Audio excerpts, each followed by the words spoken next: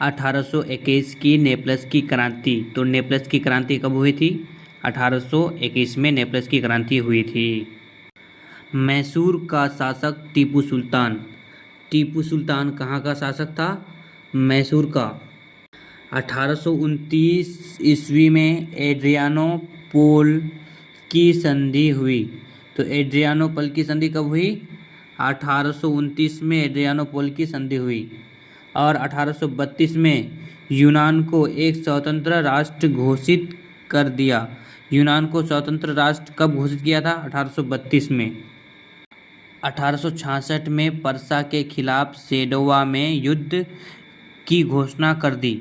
तो सेडोवा में पर्सा के खिलाफ युद्ध कब हुआ था? 1866 में पर्सा के खिलाफ सेडोवा में युद्ध हुआ था। 1848 की फ्रांसीसी क्रांति। तो फ्रांसीसी क्रांति कब हुई थी? 1848 में। इस प्रकार 1871 ईस्वी तक इटली का एकीकरण मेज़नी, काबूर, गैरिबोल्डी जैसे राष्ट्रवादी नेताओं एवं विक्टर एमेनुएल जैसे शासक के योगदान के कारण हुआ। 1853 से 54 के क्रीमिया युद्ध में। तो क्रीमिया युद्ध कब हुआ था? 1853 से 54 के बीच क्रीमिया युद्ध हुआ था।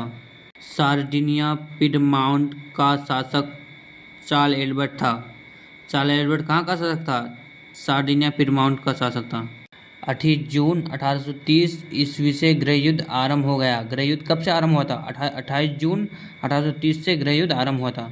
1789 ईस्वी की फ्रांसीसी क्रांति। तो फ्रांसीसी क्रांति कब हुआ था? 1789।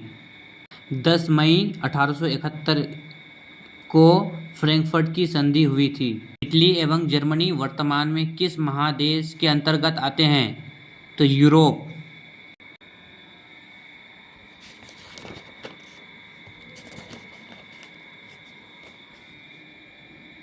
कार्ल मार्क्स का जन्म 5 मई 1818 को और मृत्यु 1883 को हुआ था। कार्ल मार्क्स के पिता का नाम हेनरिक मार्क्स थे और वो प्रसिद्ध वकील थे, जिसने बाद में चलकर ईसाई धर्म भी ग्रहण कर लिया था। 1843 में उसने बचपन की मित्र जेनी से विवाह किया था। कार्ल मार्क्स जेनी से विवाह किया।